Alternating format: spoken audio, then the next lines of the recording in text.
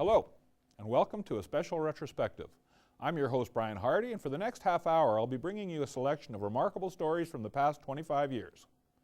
There's a time in every project when all the dreams and plans and hard work is finally finished. That's when it's time to cut the ribbon and show off the final result to the public. We look at a few of those moments in a segment simply called Beginnings in Retrospect.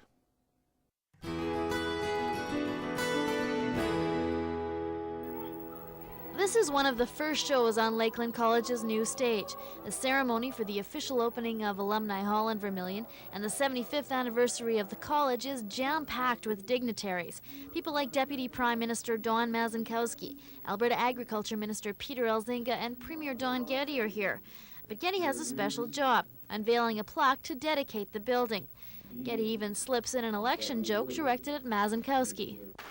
I told Don if he didn't mention free trade, I wouldn't. The theater isn't all of Alumni Hall. There's a new cafeteria here. There's a new library as well. And the alumni office was a place many former students gathered at. Lakeland College has evolved over the past 75 years. Alumni Hall is an example of the structural change. But a woman writing a history of the college says although the buildings have changed, some things have stayed the same. And one of them is the spirit of the people here.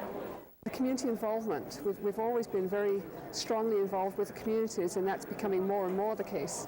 Lakeland College began as an agricultural school 75 years ago, and since then it's changed and expanded into other areas. New buildings like Alumni Hall will help the college continue to change and expand to meet new needs. Gwen Polakowski, Broadcast Center News, Vermilion. Here we have a state-of-the-art leisure center for the whole family, Hawaii and Lloydminster, all year round. The cutting of the ribbon officially marked the completion of this $5 million project. The city and the Alberta and Saskatchewan governments contributed to the bulk of the cost, but a quarter of those funds came from local residents and corporations. We have to thank today the pool committee, the large corporate donors, the surrounding municipalities who are very, very definite participants in this facility, local businesses and professional people, and you, the general public. All of you have helped to make this happen. Without your support and contributions, we wouldn't have been able to complete this building. Thank you for your assistance, your encouragement. Without that tremendous community support, and I say tremendous, the phone calls that we got, that's the thing that kept us going. Presentations were also made on behalf of Vegreville MP Don Mazankowski and by Kindersley Lloydminster MP Bill McKnight. After the dedication, local residents were given the grand tour of the facilities, equipped with a wave pool, 150-foot water slide, and instructional pool. They were also treated to an aquatic show, and the doors were later opened for free public swimming.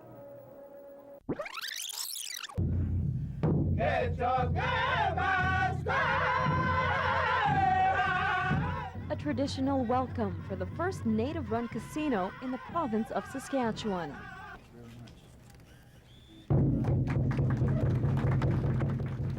The Gold Eagle Casino is the result of extensive dealings between the province and the Federation of Saskatchewan Indian Nations, an effort FSIN Chief Blaine Favel says was well worth the wait.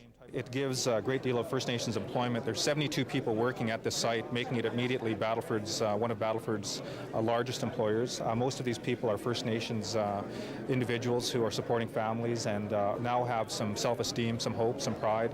A sentiment echoed by this worker. Oh, it means a job and a future. To me, career. As for the First Nations patrons, yes, it's going to be a lot of money for our people. And it also means a lot of money for the local economy. There's a real strong accent on what impact we can have locally. That's why the local employees, we've tried to purchase locally. Well, the immediate benefits that I see, of course, are the 72 employees that are working here right now. I think anytime you can create a business that hires that many people initially, it's a tremendous boon to the economy for the city. Meantime, FSIN leaders say it's just the beginning. We've strove for many, many years to reach this point, and this is history for Saskatchewan, and there'll be no turning back from this point. While there's little doubt the Gold Eagle Casino has created a lot of activity, both for area natives and the community at large, there is some concern it may have created something else, a growing number of gambling addicts. Join us next week on Health Watch, when we'll take a look at the growing problem of gambling addictions. Tammy De Silva, NewsHour.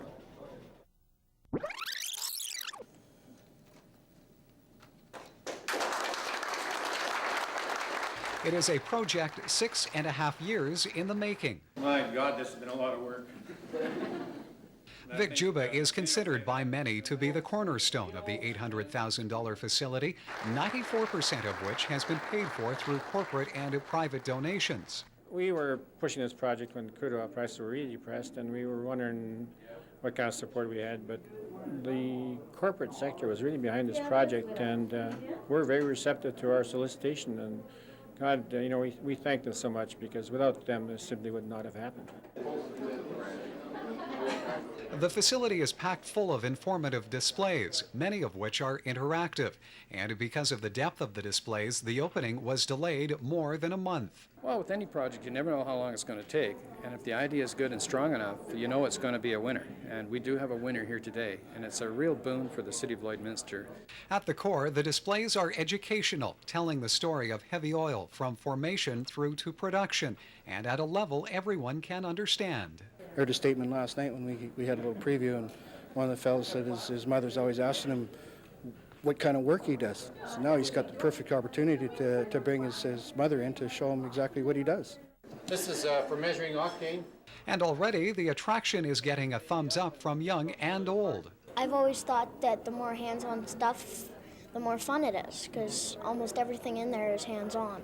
I've worked here sometimes on Saturdays, and the public coming through, the Americans especially, very interested, and will be more interested now, I'm sure. For now, all the displays are indoors. However, organizers are looking to develop the facility further by moving outdoors, even to the extent of setting up an oil rig. It's educational. There's no question at all that when you come in here and if you do the circuit and take your time at each of the stations, that when you leave here, you're going to be pretty knowledgeable about heavy oil. Michael Higgins, NewsHour.